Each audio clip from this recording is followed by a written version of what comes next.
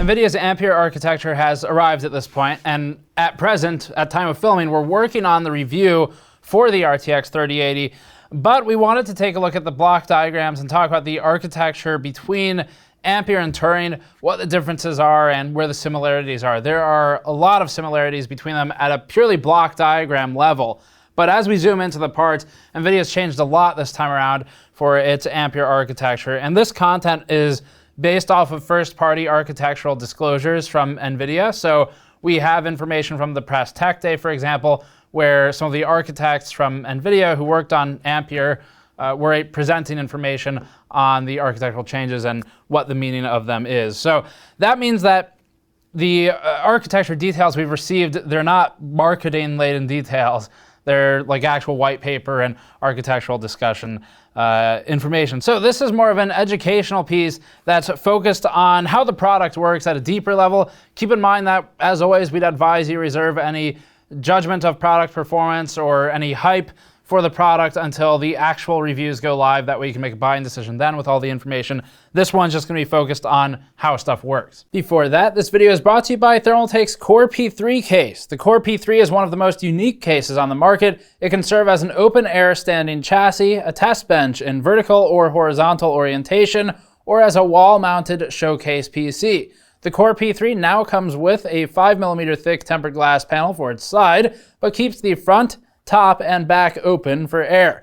The Core P3's versatility as a display piece, test bench, or standard desktop is reinforced by its price of roughly $110 on Amazon.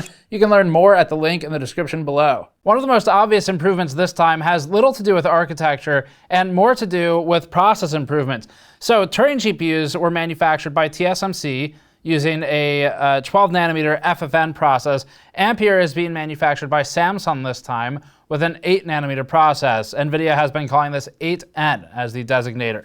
So thanks to this change, a new Ampere GPU has a higher transistor density than its preceding Turing GPUs.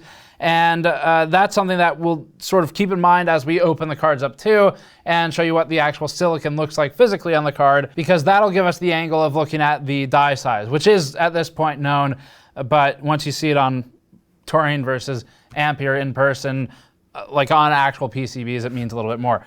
Okay, so in the case of the GA102-300-K1-A1 die, and the TU102-300K1A1. From this point forward, we'll just use TU102 and GA102 to reference those for comparison.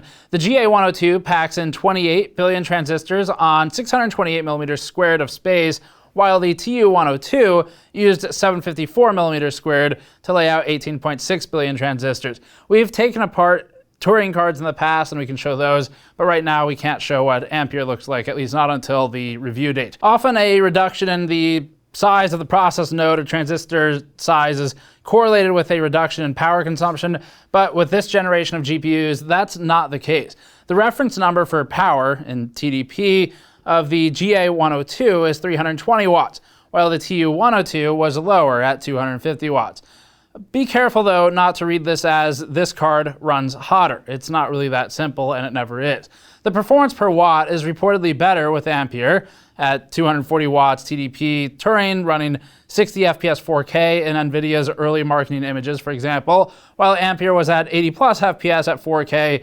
And then we've also got some power normalized results from NVIDIA first-party reveals as well. The larger part of this content, though, will talk about architecture, not the process changes. So we'll be taking a look at what's different in Ampere in terms of SMs, the layout, or the containerization, as we'll call it, of the GPU.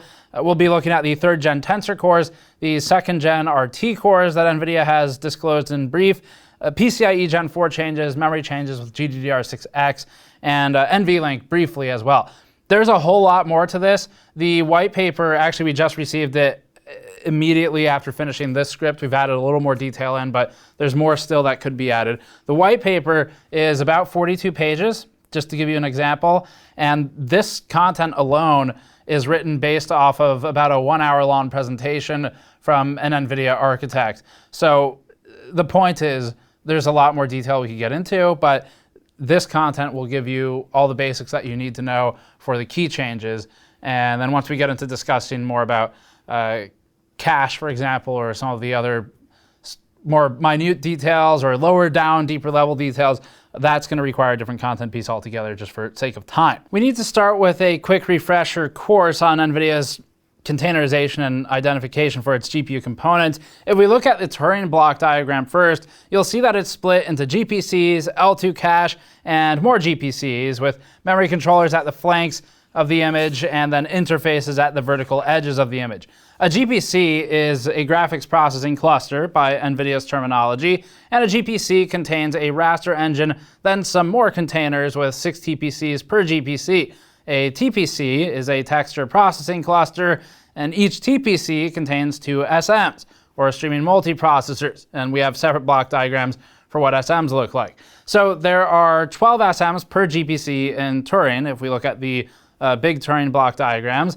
The SMs contain the components that handle floating point and integer math, among other things like cache that we'll get into. Turing to Ampere, it looks more like this. This is the block diagram for GA102.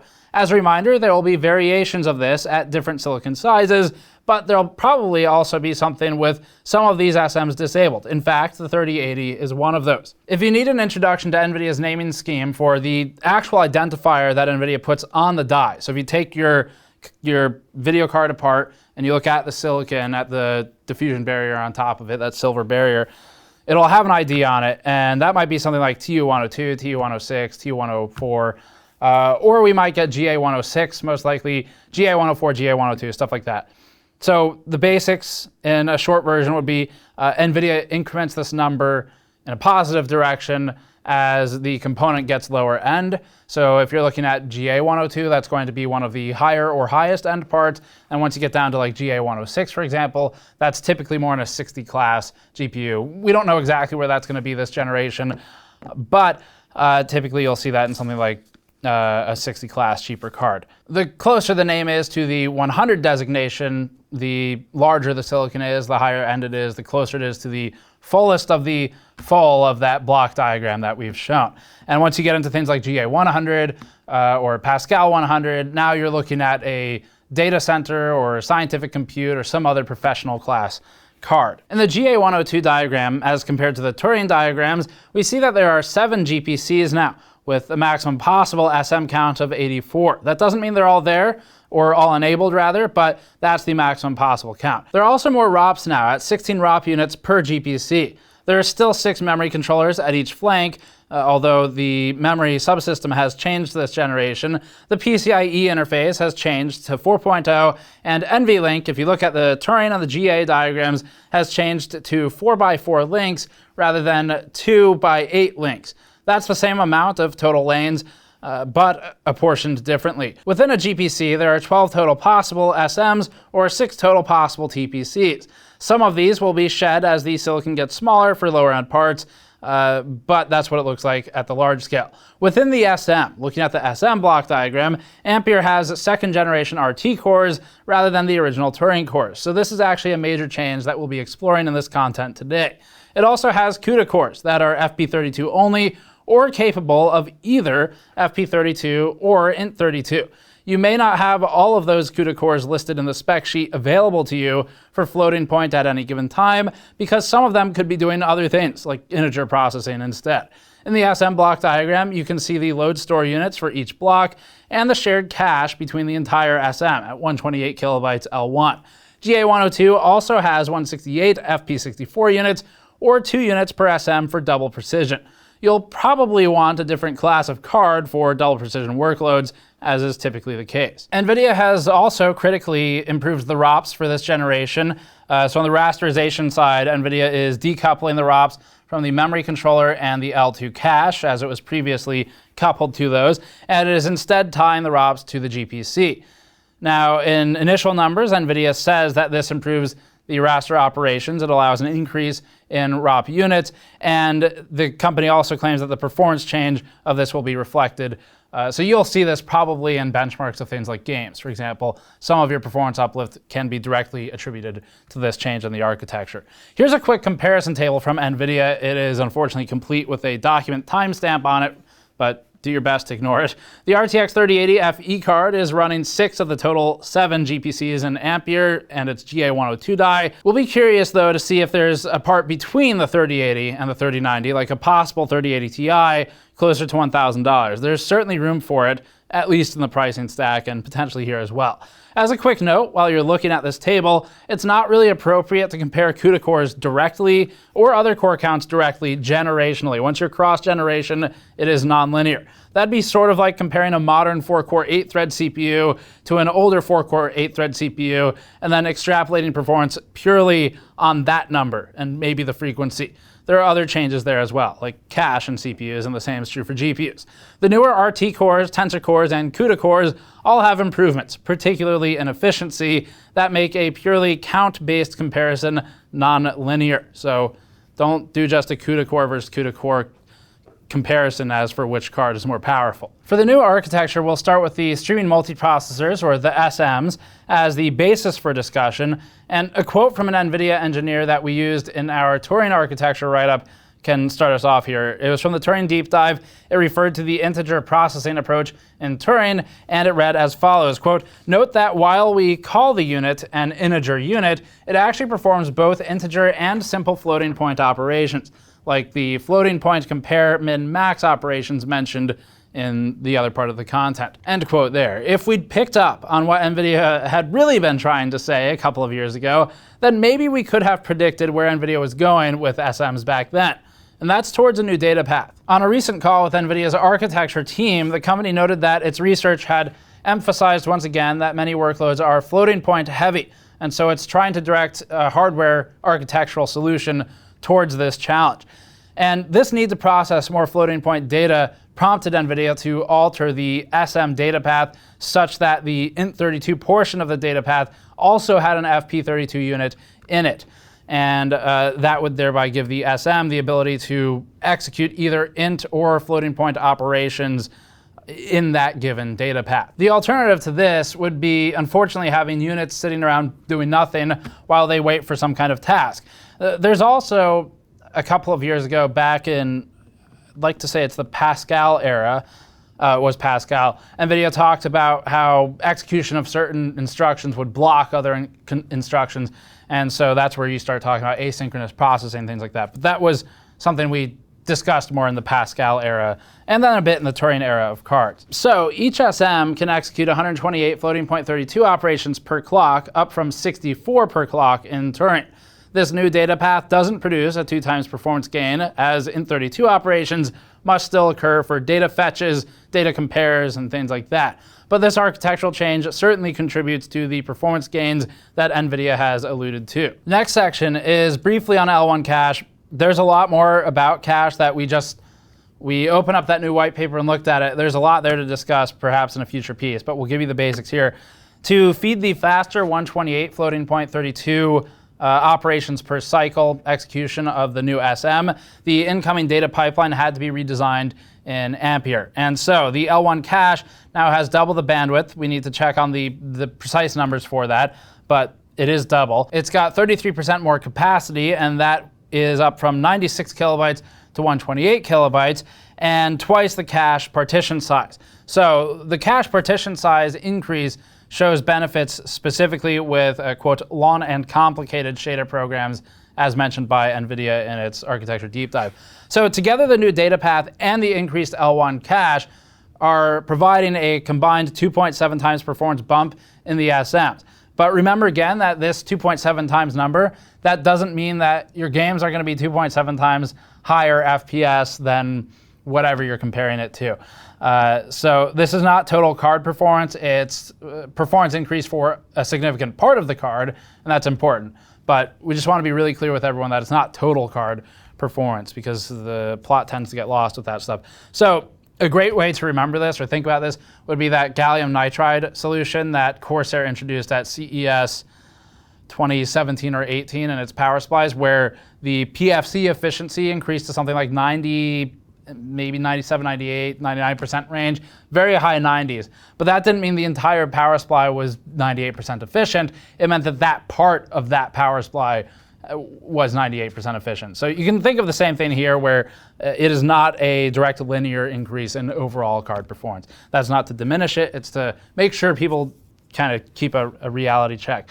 So 3rd gen Tensor cores up next. This is an important change for Ampere versus Turing. NVIDIA likes to advertise the Tensor core, or TC, as the AI portion of the GPU. Effectively, they're good at doing linear algebra. For the gaming community, this mostly means improved frame rates at very high resolutions with certain technologies like DLSS, or particularly DLSS 2.0. Simplifying things, in the Turing architecture, a network was trained on dense matrices, and those dense matrices could then be fed to the 2nd gen Tensor cores for AI inferencing. With Ampere's architecture, NVIDIA is now utilizing the concept of sparse matrices to boost performance. NVIDIA has a blog post for more information on sparse matrices related to Ampere if you're interested in that. We won't try to do a better job than Wikipedia at explaining a sparse matrix. This isn't something we typically really work with in our part of the industry, so here's a direct quote. Quote, in numerical analysis and scientific computing, a sparse matrix or sparse array is a matrix in which most of the elements are zero. By contrast, if most of the elements are non-zero, then the matrix is considered dense. The number of zero-valued elements divided by the total number of elements, for example, m times n for an m times n matrix, is called the sparsity of the matrix, which is equal to 1 minus the density of the matrix. Using those definitions, Wikipedia writes, a matrix will be sparse when its sparsity is greater than 0.5. NVIDIA's presentation also has some good graphics showing all of this stuff, showing images for different types of deep learning, the applications, and the implications of processing those on its architectures. So the new learning process in Ampere still works with a dense matrix, and the network is trained to assign weights throughout the matrix. So unlike Turing, the process then continues as the matrix is pruned to create a sparse matrix by dropping the low-valued weights. The new sparse matrix is a more efficient version that's nearly as accurate when compared to the trained dense matrix. In the final step of this process, the new sparse matrix is retrained to drop its dependency on weights. The tensor cores can then use a compressed version of the more efficient sparse matrix for AI inference. From a hardware perspective, the 3rd gen Tensor core has been optimized to work with these sparse matrices, supposedly further boosting the performance improvements that we've been talking about. So in the Ampere architecture, we notice that there are fewer tensor cores per SM. You likely saw this in the block diagrams as well at initial announce. And that's as compared to Turing, of course. NVIDIA's goal here was to reduce the number of cores, but to make sure each core was more powerful. And this is why you shouldn't directly compare the count. From a numerical standpoint, it appears that NVIDIA achieved its goal as outlined in this graphic. In the Turing GPU, there were 8 TCs per SM, and each TC could perform 64 FP16 fused multiply add, you'll see this as FMA normally, operations. This resulted in 512 FP16 FMA operations per SM. In the enhanced Ampere 3rd gen Tensor core, there are only 4 tensor cores per SM.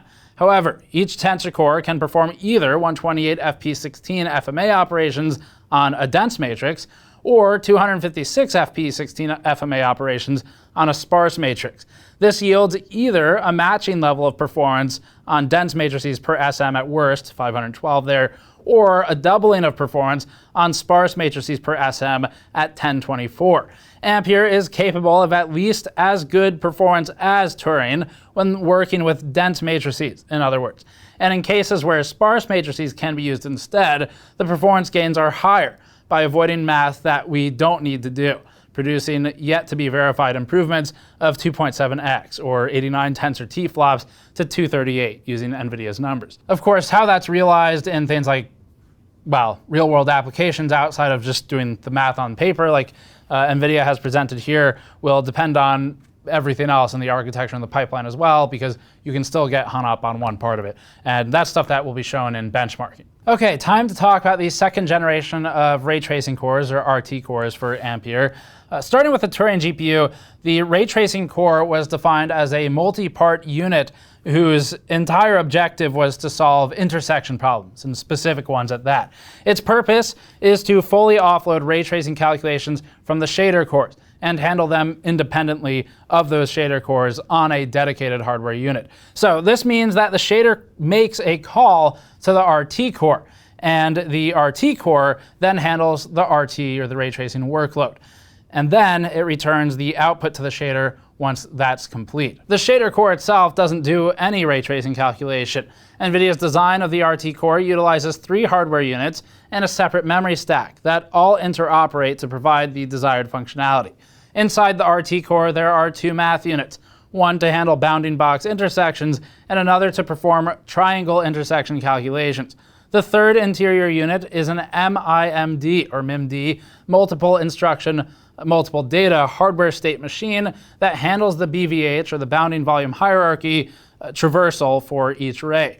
NVIDIA stated that in the Ampere architecture, there were several small alterations to the RT core, but they only shared details on 2 of them: improved triangle intersection calculation hardware and an added triangle position interpolation unit. Ideally, in both Turing and Ampere RT cores, triangle intersection and bounding box intersection calculations should be done in parallel. So ideally what's happening is that a bounding box intersection calculation should be occurring on some rays, while the triangle intersection calculations should be happening on other rays, thus keeping each piece of hardware at high utilization. However, what NVIDIA observed during operation, as is usually the case with ideal scenarios versus how it executes in reality, was that during testing, triangle intersection calculation rates were too low, and this created a bottleneck near the end of the data flow. So as a result, NVIDIA altered the hardware in the triangle intersection area to reportedly increase throughput 2-fold. The other RT core hardware improvement that we know about relates mostly to making motion blur work with ray tracing. They added a module before the triangle intersection area to interpolate the triangle position at a given point in time. Basic ray tracing, or basic RT, works with clearly defined bounding volumes, or BV, and triangles. The BV is located, the triangle intersection is solved for within that space, and the sample is output. With motion blur, things become a bit more complex because there are no longer fixed position triangles, and because nobody in the entire world likes motion blur. But we should apparently still spend hardware on adding it. Instead, those triangles are replaced with a formula that exists inside the BV that represents where the triangle would be located at a given point in time.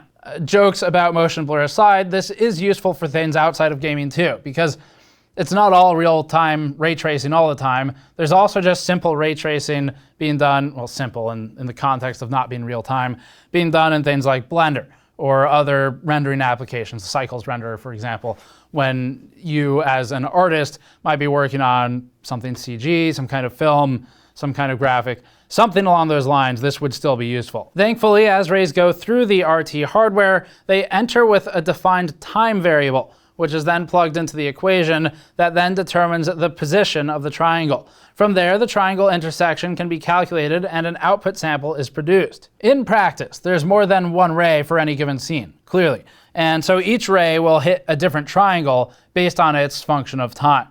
More rays at different triangle intersections means a more mathematically correct and complex output sample. So the increased complexity of the motion blur RT process could create a potential bottleneck inside of an RT core if it weren't somehow accelerated. And therefore, to allow motion blur to work within RT while still maintaining acceptable performance, another logical unit had to be added within the RT core. NVIDIA shows this change in its interpolate triposition time and Ampere RT core diagram. Again, we're not exactly sure what changed specifically in the transistor logic, but we can see the possibility that the added hardware could improve performance for motion blur ray tracing. These 2 added units, in addition to several undisclosed hardware modifications, purportedly allow Ampere generation RT cores to run roughly double the throughput of Turing RT cores. If you've seen that 1.7x performance number floating around, it's from NVIDIA's first-party calculation of RT T-flops, teraflops going from 34 to 58, depending on what card you're looking at. When combining the performance enhancements of the SMs, namely the 2x floating point 32 and the increased data cache sizes, the RT core improvements, the claimed 2x throughput improvement assigned to those RT core improvements, the Tensor cores, no explanation of what improved here, at least that we've read yet. Again, the white paper was just distributed when we started working on this piece. So NVIDIA claims that frame production time, with all of this stuff in mind, can be reduced by as much as 44%. So the next thing to talk about is going to be memory. For graphics memory, NVIDIA teamed up with Micron. This is something that you've all heard at this point, where it is now using GDDR6X. Previously, there was a GDDR5X that NVIDIA worked on, and of course, there were HBM options on some specific cards as well. G6X, though, is now going to be the fastest video memory available on the market today. And Ampere GPUs feature specifically a 320-bit wide memory bus that operates or allows the peak operation of 19 gigabits per second. And this really shouldn't ever be necessary for us to remind people, but we've seen a lot of viewer commenters and even some reviewers mixing up lowercase and capital B's for this number. 19 gigabits per second is a lowercase b. The capitalization or lack thereof of that b does matter. It is 8 bits per byte most of the time. And that's 19 gigabits per second, not 19 gigabytes per second. And further still, we saw a lot of confusion that probably, there shouldn't be too much of this in the audience watching this video, but we saw a lot of confusion where people thought this 19 gigabits per second number meant 19 gigabytes of memory. It's a different thing. That's not what it is, so just to be clear on that. Anyway, there's an effective 760 gigabyte per second memory bandwidth with this specific configuration we're talking about. So comparing this with the Turing GDDR6 memory, it's a 23% improvement in memory bandwidth while reducing the size of the memory bus. This is, in part, accomplished by the new PAM4 signaling used in GDDR6X. NVIDIA also said the following, quote, "Instead of binary bits of data, PAM4 sends one of 4 different voltage levels in 250 millivolt voltage steps every clock cycle. So in the same period of time, GDDR6X can transmit twice as much data as GDDR6 non-X memory." Micron had to deploy a few techniques to maximize the data throughput without introducing any form of error rate. The first technique, maximum transition avoidance coding, prevents errors in the data by encoding it in such a way that it never crosses more than one voltage level. In the graphic provided, a voltage change from one level to the next leaves a clearly defined gap between it and the next voltage change. Even a voltage change from one level to a level 2 tiers above or below would still leave a clearly defined gap between it and the next voltage change. However, if a voltage change from one level to a level 3 tiers above or below it were to occur, then the gap between voltage changes would not be large enough for clear differentiation. In turn, this would cause the design team to require a reduction in frequency, which is obviously undesirable. Thus, Micron's MTA coding encodes the data in a manner that it never crosses more than one voltage level at a time. Similar techniques are also used in network engineering, if you know that field. The second technique is currently less clearly defined than the first. Basically, our understanding now is that as the system is trying to read the data, it wants to be at as close to a stable state as possible, a stable reading state as possible. So the hardware in GDDR6X is designed to continuously train and adapt the sampling positioning to be as close to the center of the eye as possible. And there's a graphic for that as well from NVIDIA and Micron. There's a lot more to discuss. We're at a long enough video at this point. L0 and L2 cache would be worth talking about as well, where there's improved concurrency, referring to asynchronous compute specifically. That's been updated for this generation. We don't know exactly how some of this stuff is happening yet, but NVIDIA is running DLSS on frame N, while in some cases being able to run RT on frame N+1 to get the 6.7 millisecond number that you see in some of the marketing images. So this is stuff we'll need to look into further, but for now, that should give you an introduction to Ampere at the basic level and prepare you for the reviews coming up. So as stated, wait for the reviews before you get too excited about this stuff. The technology changes are always very interesting to read about. It's a fun part of the job, but we do want to remind everyone that at a product level, just try to keep an eye on the reality of what you really need versus what you just want because there's a lot of internet hype. That's not to downplay anything about the Ampere cards. It's just to kind of maintain a level of realistic expectations. So that's it for this one. Thanks for watching. You can go to store.gamersnexus.net to help us out directly by buying things like our mouse mats, our mod mats, toolkits, or other products if you want to help fund this type of long-form reporting. Or you can go to patreon.com/gamersnexus for behind-the-scenes videos. Thanks for watching. Subscribe for more. We'll see you all next time.